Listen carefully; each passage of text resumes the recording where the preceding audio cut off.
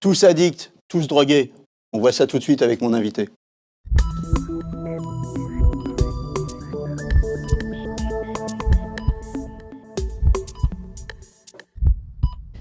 Alors avec moi sur le plateau de Capital Santé, le docteur William Lowenstein, vous êtes interniste et addictologue, vous présidez SOS Addiction et vous êtes l'auteur ou co-auteur de plusieurs ouvrages, dont Tous addicts et alors hein. Et après, mais sans Et après, voilà.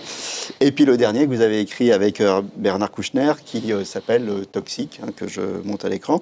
Donc avec vous, on va parler d'un sujet particulièrement brûlant outre-Atlantique et qui n'épargne pas forcément la France. Il s'agit des épidémies d'opioïdes. Oui. Alors les opioïdes, d'abord, qu'est-ce que c'est ? Les opioïdes réunissent les opiacés que tout le monde connaît, dérivés de l'opium, comme l'héroïne ou la morphine, mais aussi des nouvelles molécules dites de synthèse qui, sans être dérivées de l'opium, agissent sur ces mêmes récepteurs opiacés.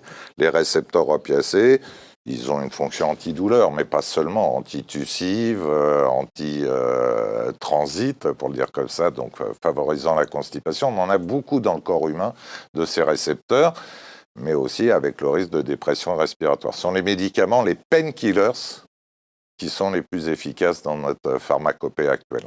Donc si j'ai bien compris, en fait, ces opiacés, c'est pas la pipe d'opium simplement qu'on fume, mais on les voit dans plein de médicaments, les painkillers que vous avez mentionnés, c'est ça ? Exactement, et certains se sont même normalisés. On ne faisait plus la différence dans certains pays, bien aidés par la publicité médicale, qu'on n'a pas en France, hein, fort heureusement. On ne faisait plus la différence entre le Doliprane et ces painkillers opioïdes. D'accord. Donc, alors, si j'ai bien compris par rapport à cette épidémie d'opioïdes... Ah ouais, grave, 64 000 overdoses mortelles par an. On va donner des chiffres après. Alors, si j'ai bien compris, il y a deux dangers. Hein. Il y a le gars qui utilise des antidouleurs et qui devient accro. Hein, donc ça, c'est le syndrome Dr House avec sa... Oui, on peut le dire comme ça. Quelqu'un qui a une maladie et puis, rhumato, il y a le mésusage, c'est-à-dire qu'il y a le détournement d'antidouleurs, de painkillers, pour se défoncer. Oui, ou pour faire passerelle avec l'héroïne, enfin d'essayer de substituer également une intoxication par des médicaments, mais qui sont de plus en plus sur le marché noir, ou au moins sur le marché gris, pour le dire comme ça. D'accord. Alors, est-ce que cette épidémie d'opioïdes et ce détournement, en fait, est-ce que ça peut arriver en France ? Est-ce que ça va arriver en France ? Est-ce que ça arrive déjà ? Il y a une certaine augmentation des hospitalisations pour surdose d'opioïdes et une augmentation des overdoses mortelles. Mais là, on va parler d'une augmentation de quelques dizaines, ce qui est déjà énorme, de cas. J'espère pas de quelques centaines de cas, alors qu'on est en dizaines de milliers aux États-Unis et au Canada. Donc, il y a des garde-fous oui, il y a un France. risque. Voilà, il y a un risque, mais notre système français, je citais l'absence de publicité médicale. Aux États-Unis, la crise des opioïdes, elle commence parce que sur les écrans, vous avez « c'est bon pour vous, ça annule toutes les douleurs et c'est pas dangereux, vous ne deviendrez pas dépendant et vous ne ferez pas d'overdose. Voilà. » La petite théorie miracle, j'ai mal, je prends ça et je suis débarrassé. Vous imaginez les procès des laboratoires à l'heure actuelle, j'ai envie de dire fort logiquement. On n'a pas ça en France. Et en plus, depuis l'été dernier, 2017, notre tendance française qui était de surconsommer des codéinés, le Doliprane, les phénalgans-codéinés, mais aussi des médicaments que tout le monde prenait, si j'ose dire, un peu comme si c'était des tic-tac, la Prontalgine par exemple. Ça s'est passé sur ordonnance. Et les plus embêtants d'entre eux, y compris d'ailleurs pour des tranquillisants comme le Stinox, sont sur ordonnance sécurisée. Alors, qu'est-ce que c'est une ordonnance sécurisée ? Alors, c'est une ordonnance que vous ne pouvez pas falsifier. Vous avez un filigrane dans l'ordonnance.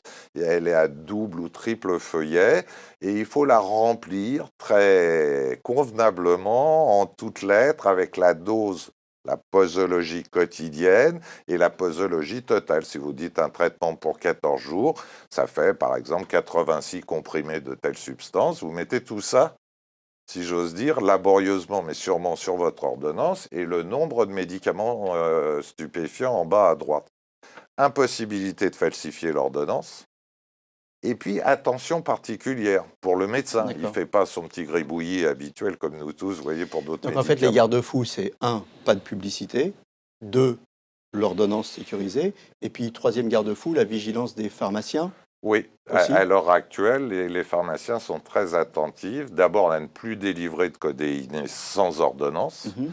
Deuxièmement, à dire attention, ça devrait être sur une ordonnance sécurisée, ça ne l'est pas, donc à appeler le médecin. Bref, il me semble qu'on a des garde-fous, mais attention quand même, je dirais, je Ça suffit suis pas. semi-confiant. Ça suffit pas. Et on Alors, est heureux à ce moment-là de voir arriver les antidotes dont on parlera tout à l'heure. les médecins, par exemple, est-ce qu'ils sont suffisamment formés à la gestion et au risque de l'addiction? Ou alors, d'une manière plus polémique, je vais vous dire, est-ce que parfois ils n'ont pas la main un peu lourde sur l'ordonnancier Bon, pour calmer les douleurs des patients? euh, alors, il faut savoir qu'il y a un peu plus de 20 ans, c'était l'inverse, hein. Un cancérologue sur 3 seulement avait un carnet à la souche qui lui permettait de prescrire des morphiniques. Donc, vous mourriez de votre Mhm. cancer dans d'atroces douleurs parce que le système français ne permettait pas de prescrire des morphiniques. Maintenant, est-ce que cette prescription, elle est un peu trop légère? Je dirais qu'ils ne sont pas formés, pour l'extrême majorité des cas, à l'addiction. Que certains vont pouvoir prescrire, comme vous l'avez dit élégamment, trop légèrement. C'est-à-dire, vous avez mal, je vais pouvoir vous donner ce morphinique, vous verrez, il est très bien toléré, il n'y a pas d'inconvénient. Et puis on retrouve la personne complètement accrochée, en effet, 2 ans après. Mais les scores qu'on a dans les douleurs, c'est pour 10 personnes qui souffrent réellement de douleurs intenses. Et c'est souvent en cancérologie qu'on les rencontre. Une seule deviendra dépendante. Ce qui est consommé en morphinique pour la douleur, même si ça a une activité psychoactive, va pas rendre l'addiction. Et c'est un peu comme les GI quand ils revenaient du Vietnam, vous voyez qu'ils étaient héroïnomanes là-bas, ils ne l'étaient plus aux États-Unis. Quand la douleur s'en va, l'addiction n'est pas au rendez-vous On, 9 fois sur 10. on peut devenir addict à son insu? Oui, de ce fait, comme aux États-Unis, c'est-à-dire que la ménagère de moins de 50 ans qui avait un syndrome prémenstruel vraiment douloureux, embêtant, ou la personne avec sa fibromyalgie qui avait ses douleurs mais aussi ses coups de fatigue, elles avaient accès à ces opioïdes des bons laboratoires américains qui, soi-disant, encore une fois, rendaient ces médicaments ni dépendants Vous ni parlez de la n'entraînaient ménagère d'overdose. de 50 ans, ça veut dire que ça touche tout le monde, l'épidémie Absolument. d'opioïdes. C'est pas des junkies, hein, faut bien le dire, c'est monsieur tout le monde. Hein. Voilà, je dirais qu'au moins la moitié des personnes touchées en Amérique du Nord sont en effet des ménagères de moins de 50 ans ou des ménagers de moins de 50 ans. Ça, c'est L'autre monsieur tout le monde, moitié, monsieur, mes madame tout le monde. usages, voilà, monsieur et madame tout le monde. L'autre moitié, ça reste dans la partie des personnes qui mésusent ou qui sont déjà addictes des opiacés, dont l'héroïne ou la morphine. Vous, en France, est-ce que vous voyez une recrudescence dans les consultations? Alors, en consultation, on a eu un pic de demande quand ont été interdits les codéinés. Et puis, on n'avait pas l'impression qu'il y ait tant de demandes que ça. Mais mon collègue, le professeur Nicolas Autier à Clermont-Ferrand, qui est président de la commission des stupes à la NSM, fait de très jolies études de surveillance. Et en hospitalisation, il montre bien qu'il y a de plus en plus d'hospitalisations pour surdose d'opioïdes, donc de personnes en dépression respiratoire. Et que ça, c'est une augmentation qui n'a pas le côté épidémique des États-Unis, mais c'est une augmentation quand même réelle. Je rappelle qu'en France, on est entre 400 et 500 Voilà, overdoses par an. c'est ce que j'allais dire. Hein. Pour fixer l'esprit, les esprits, on va scanner Oui. quelques chiffres vite fait. Donc aux US, 115 Américains meurent chaque jour d'une overdose. En France, vous l'avez dit, c'est 400 par an. Le fentanyl, par exemple, 2 mg, soit l'équivalent de 4 grains de sel, très très peu, sont suffisants pour tuer un homme, c'est ça? Absolument. Là où, généralement, par exemple, si on prend la méthadone, qui est un médicament très efficace, un très bon médicament, il faut 1 mg par kilo pour tuer la personne qui consomme, qui reçoit cette méthadone. Eh bien, fentanyl, c'est le grain de sel, comme vous dites. Et ça pose des problèmes aussi pour les usagers de drogue, parce que l'usager de drogue qui a l'habitude de se faire une ligne d'héroïne comme ça, et qui dit, oh là là, le fentanyl, c'est puissant, je vais me faire qu'une ligne comme ça, ou une petite ligne comme ça. Comme c'est 50 fois la puissance de l'héroïne, le fentanyl, voilà, vous devinez ce qui va se passer. 100 fois la puissance de la morphine, 50 fois la puissance de l'héroïne. Si un de vos proches consomme un de ces médicaments d'une manière très, voire trop régulière, est-ce qu'il faut s'inquiéter? Alors, Prontalgine? Oui. Oui. Tramadol? Oui. Xprime? Oui. Fentanyl, on vient d'en parler. Ô combien? Là, voilà. Vicodine? Aussi, Dr House, ou voilà. on n'a pas le bon médicament du bon Dr House en France, mais on a des équivalents dont l'Oxynorm. Percocet, Oui, bien sûr. oxycodone. Oxycodone, bien sûr. Donc tout ça, il faut s'inquiéter. Alors, Oui, oui. qu'est-ce qu'on fait? Alors, qu'est-ce que ça veut dire s'inquiéter? Ça veut dire déjà quelle est la marge de manœuvre avec le proche qui consomme. En discuter avec lui. C'est pas tabou, qui se faut en rend parler. compte. Non, on arrive à parler de tonnes de choses dans ce pays. On ne pourrait pas parler, vous voyez, de la consommation Parfois, il y a le déni, de on refuse substances. de parler d'un sujet. Par contre, voilà, si vous sentez que ça bloque, là, il va falloir trouver un biais vraiment médical, et généralement, il n'en manque pas, pour prendre un peu par la main le sujet à risque et puis l'emmener voir le médecin, quitte à lui dire, là, j'ai vraiment besoin de vous, ça ne peut plus continuer comme ça. Et d'autre part, s'il arrive une overdose, que fait la personne? Alors, s'il arrive une overdose, j'ai vu un reportage aux États-Unis où il y a des épidémies d'overdose. La police est dotée d'antidotes. Absolument, c'est la naloxone qui est un antidote très puissant. Hein. Ça nettoie vraiment les récepteurs opiacés de toutes ces molécules qui entraînent l'overdose, à tel point que le sujet peut se réveiller, vous engueuler, s'agiter, être en état de manque, vous voyez, très brutal, mais en vie. Donc on attend qu'en effet, il y ait la même volonté pour que, jusqu'aux policiers, il y ait de la naloxone un peu partout, comme les défibrillateurs cardiaques. Pour l'instant, cette naloxone, qui s'appelle NASQ, existe en plus en spray dans les centres de soins spécialisés. On pourrait l'avoir dans les ambulances, on voilà. pourrait l'avoir mais pas, vous voyez, ce qui s'est passé pour les défibrillateurs cardiaques.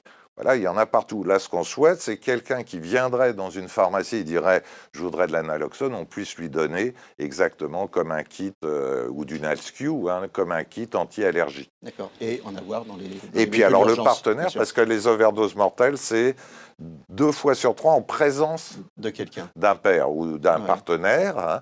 Hein. Donc là, voilà, si le partenaire voit que la personne respire 1 fois par minute, commence à être inconsciente, il ne faut pas hésiter à mettre le NASQ dans les narines. En 30 secondes de conclusion, il ne faut pas avoir peur des morphoïdes, mais il faut se faire accompagner, c'est ça? Bien sûr, c'est pas, je dirais, comme l'insuline ou comme bien des médicaments, les bêta-bloquants, les corticoïdes. Il faut progresser dans l'indication. Avoir peur ne sert à rien. Par contre, savoir les indications et savoir l'évolution, la surveillance et surtout la primo-prescription. Quand on commence un traitement, on doit quand même passer beaucoup de temps avec le patient et le revoir dès les 48 heures suivantes, s'assurer que tout va bien. Voilà, donc tout ça, ce n'est pas un sujet tabou. Hein, il faut non, en parler. surtout pas. Merci beaucoup. Merci, Dr Loewenstein, d'être venu. Je rappelle le titre de votre dernier ouvrage coécrit avec Laurent Carilla, Tous addicts et après, hein, c'est ça. Et puis Toxique, coécrit avec Bernard Kouchner. Si vous sentez que vous devenez dépendant aux opioïdes ou à toute autre substance, il ne faut pas hésiter à en parler ou à se faire aider. Je vous rappelle le site de votre association, hein, c'est www.sosaddiction.org. Voilà, à bientôt et pour un nouveau numéro de Capital Santé. D'ici là, portez-vous bien.